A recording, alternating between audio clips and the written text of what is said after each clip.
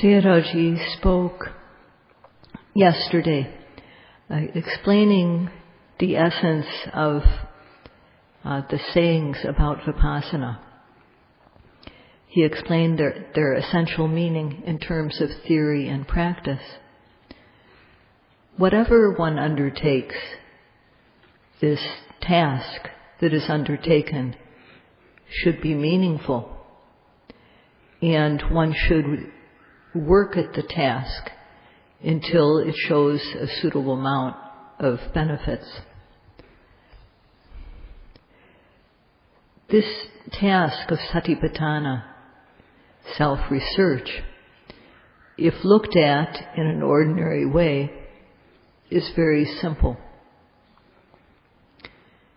But when one becomes skilled at the practice and can note every arising object, starting with the rising and the falling, the work that one is doing becomes very meaningful.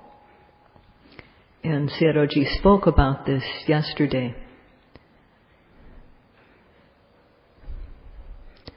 When one applies the practice, the basic instructions for the correct method, then the component parts of it appear. Its essence appears.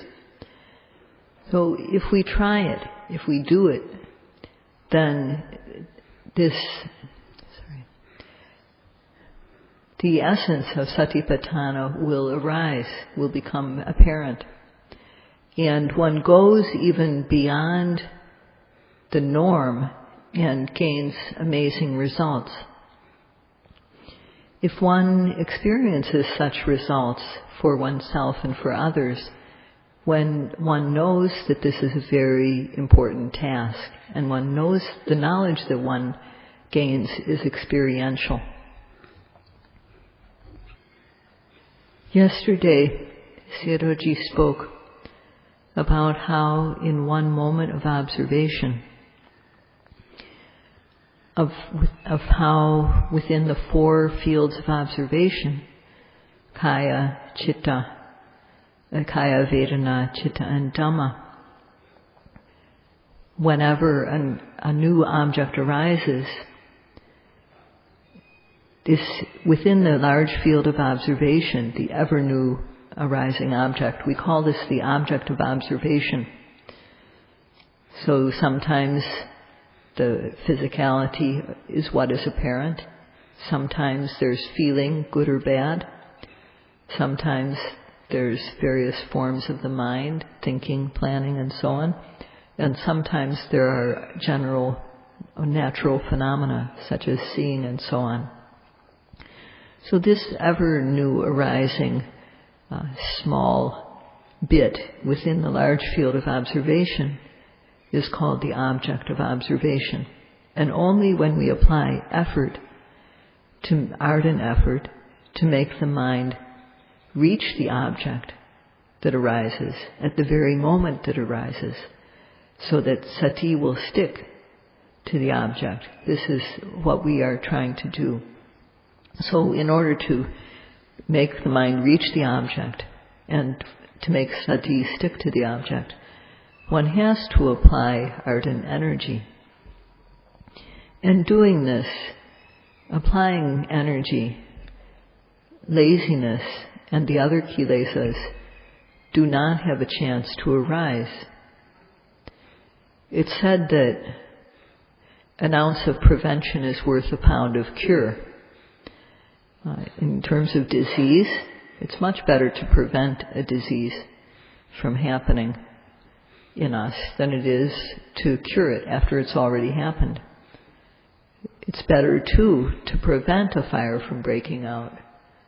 Better to prevent than to put it out after it's already started to burn. So the Buddha's method is for this prevention. It's for prevention as well as cure. And so we have to avoid kilesas just the way we have to avoid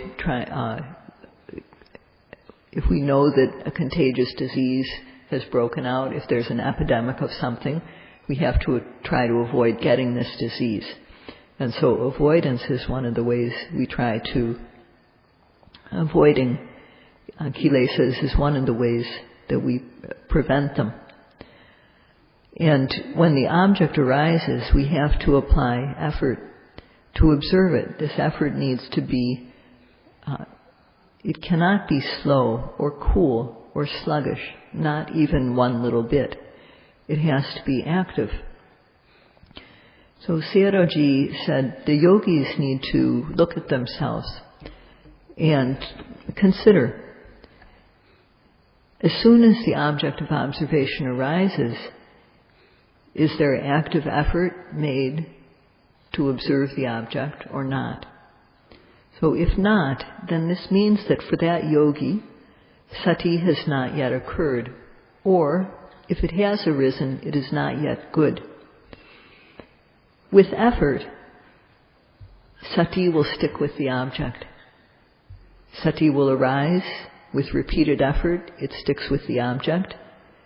With repeated effort, it becomes steadfast, strong, and the mind doesn't go anywhere. So when sati is sticking effectively to the object, then the mind falls collectedly on the object.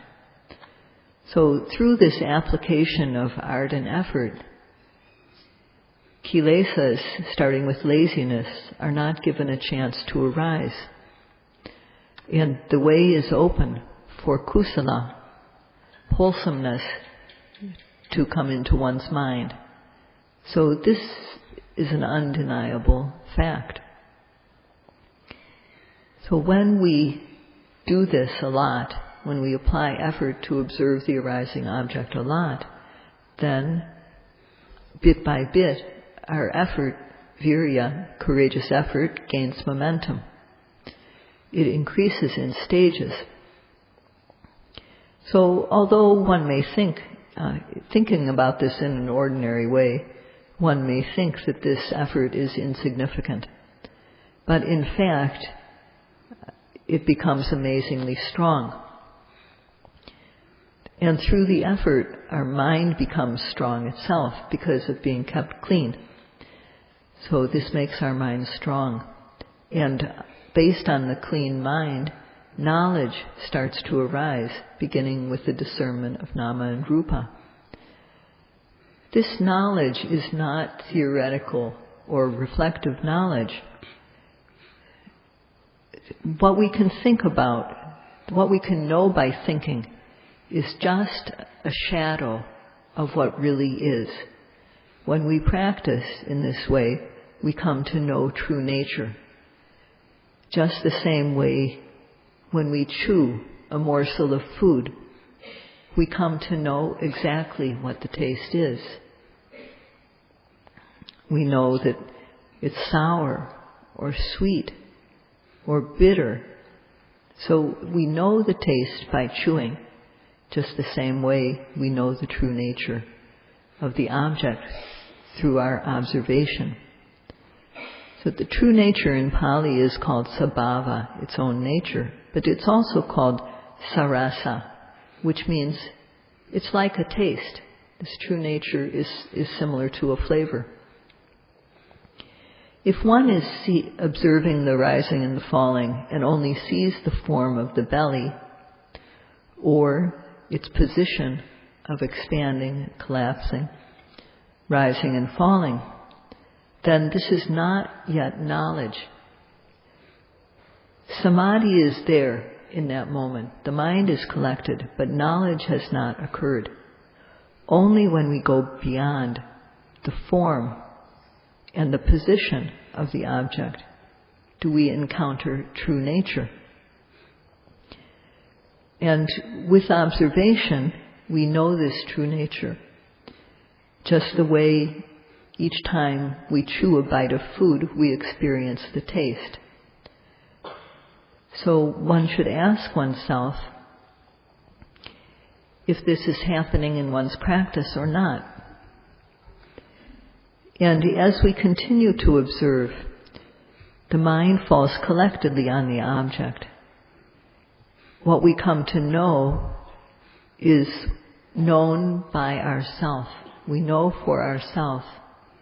We know correctly.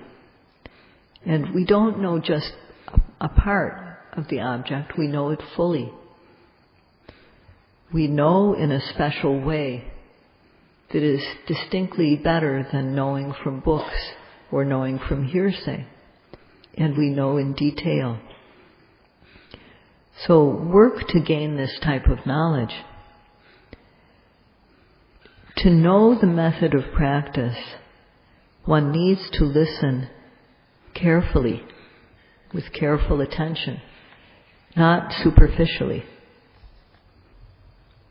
One who understands well the benefits of the practice of satipatthana and cherishing, valuing these benefits, practices respectfully with meticulous care and without stopping.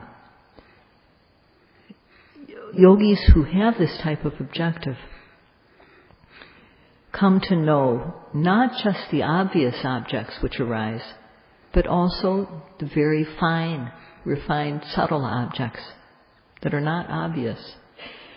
For example, the acts of blinking or opening and closing the eyes. These are very subtle actions. And those who practice respectfully know these.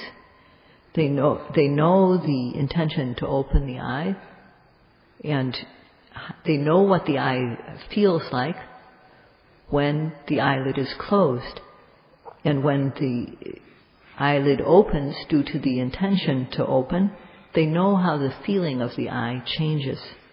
They know how, due to the moisture of the eyelid, how the eye feels gaining that moisture. And then when the eye is open, they know how it feels to have the air striking the eye and make the surface dry. It becomes so uncomfortable. And then there's the intention to blink, to close the eye again. And then the eye closes. So this is the type of detail that yogis who practice respectfully come to know. Wanting to close the eyes is nama, and the closing of them is rupa, physical. The intention or wanting to open the eyes is nama, or mental. The opening of the eye is matter or physical, rupa. So one sees that this act of opening and closing the eyes is a chain of cause and effect happening in a series. So if one knows like this, one sees the difference between nama and rupa, between mind and matter. And one sees that there is nothing extra in there. There's no self involved. There's just nama and rupa, mind and matter. So at this point, the view that there is a self or a soul disappears. This view has no chance to arise when one practices in this way. So first of all, it is very important to eliminate this view of self. When one continues to practice, one sees that there's the intention to close, resulting in the closing of the eye. The intention to open the eye results in opening the eye. The intention to blink results in blinking.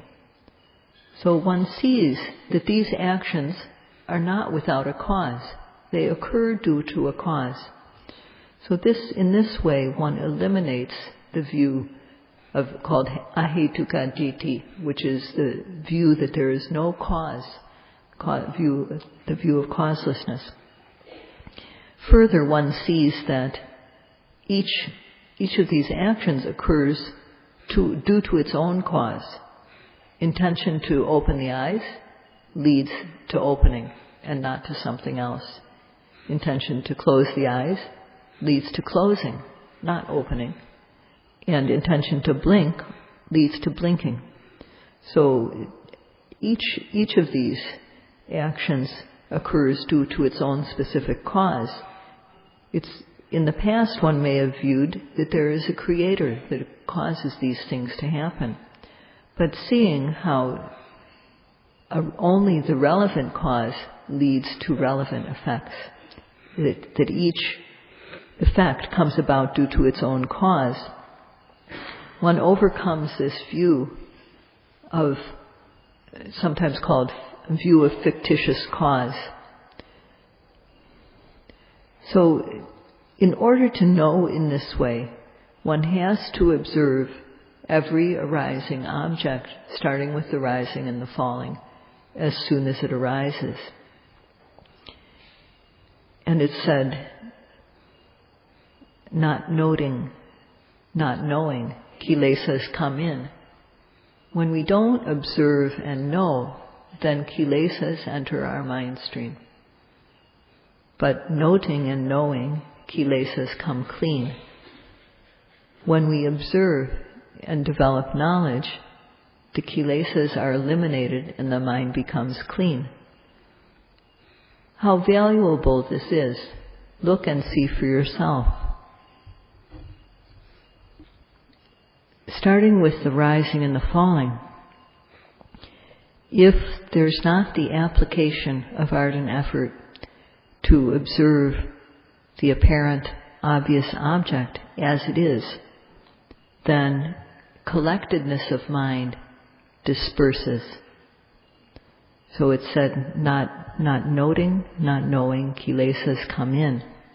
When we don't observe, the kilesas have a chance to arise. This observation means looking in a focused way. And when that focused type of looking is not there, then kilesas come in. So that means that we no longer see. We're no longer seeing what is there. And this not seeing is ignorance. We don't know. So not knowing is called avijja in Pali. Or we may see something, but we don't see it the way it is. We see it in the wrong way. This too is a form of not knowing. This is avijja. So there are these two forms of avijja, not knowing or knowing incorrectly.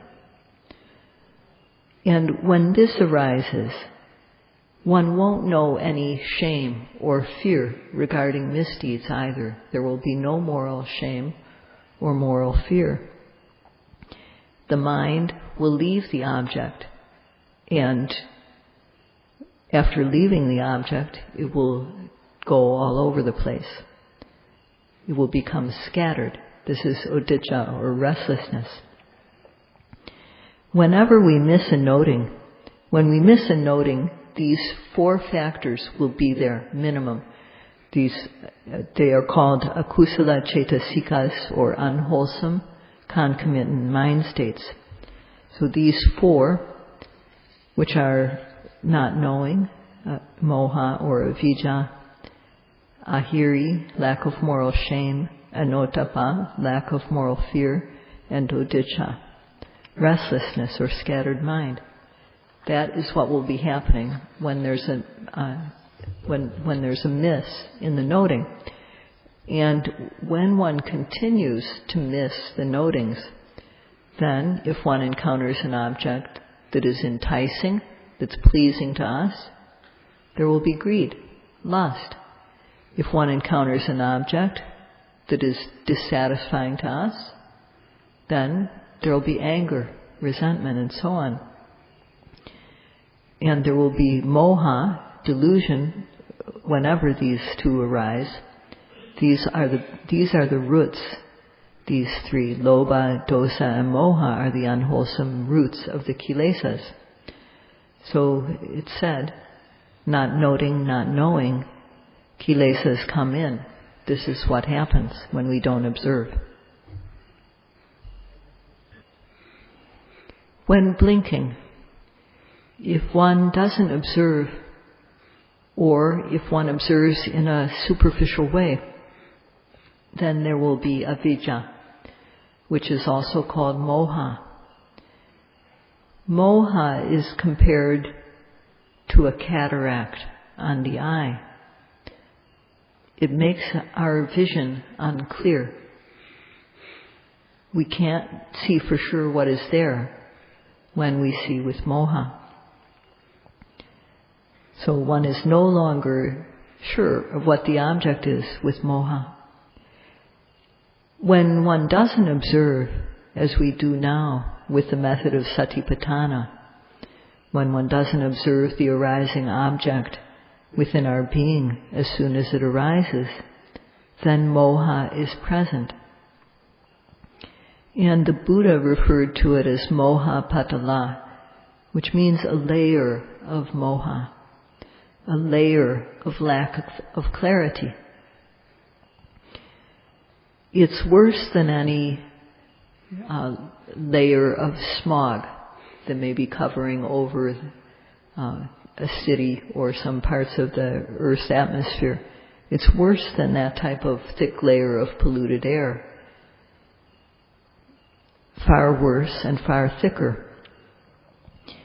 This layer of delusion, layer of moha, covers over what we see, so that one doesn't know suffering. One doesn't know the cause of suffering. One doesn't know the end of suffering or the way to realize the end of suffering. In ordinary people, moha, delusion, covers all of this over. When an eye is covered with a cataract, one doesn't see at all, or sometimes one sees, but not clearly. Moha, the layer of delusion, is worse than this. In the case of cataract, one can operate and remove the cataract and restore vision. In practice, we remove the cataract of moha with observation. If we don't apply observation when the object arises, then we don't see, or we see wrongly. And this is called apatipati avijja. So we don't see what the path is ahead. So when we open the eye, close the eye, blink, eat, drink, and so on, all of these are just nama and rupa, mind and matter. Not knowing this as it is, one thinks there is a self. There is a self, a soul in there, jiva atta, the life force, the jiva atta, the soul inside. And this jiva atta is making all these actions happen. And one goes beyond that and thinks, this jiva atta doesn't perish. When the body dies, it lives on. And this is sakaya detti. This is a wrong view. So because of the layer of delusion, moha patala, one goes beyond the view of self and takes this to be permanent. It is said that this atta, this self, is in every being. Every being has one. And it is also described as vibhu. That means it knows. It is what is eating, seeing, thinking, and so on, when a being thinks, and so on. And peino, it is said that all beings have one according to their own size. So ants have a very small soul, for example, and elephants have a big one.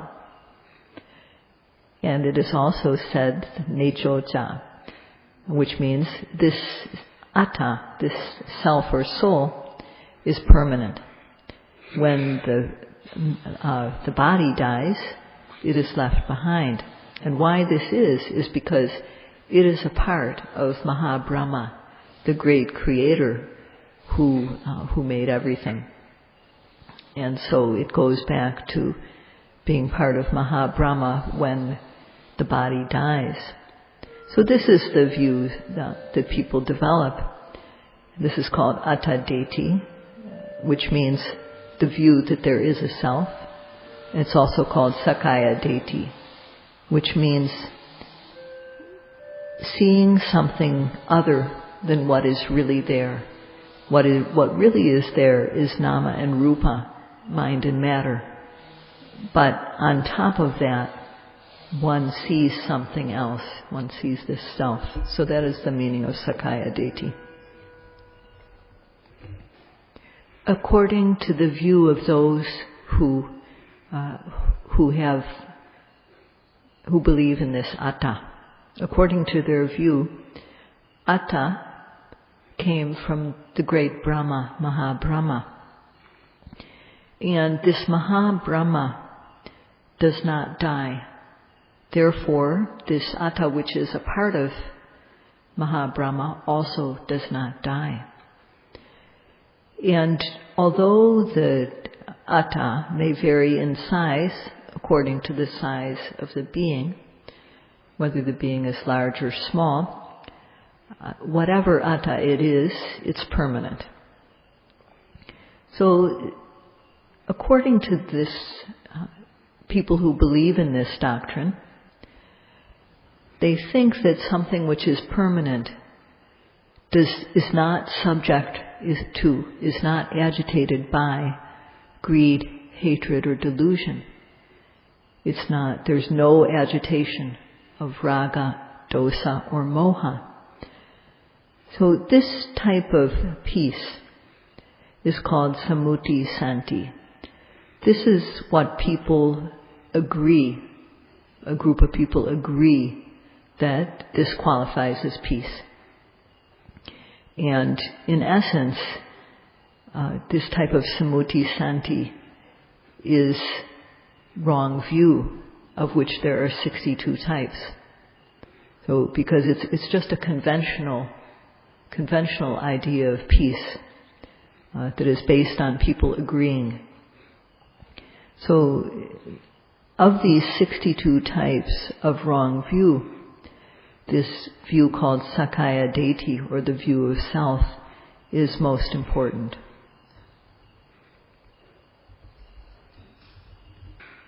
So with regard to Jiva Atta and Parama Atta,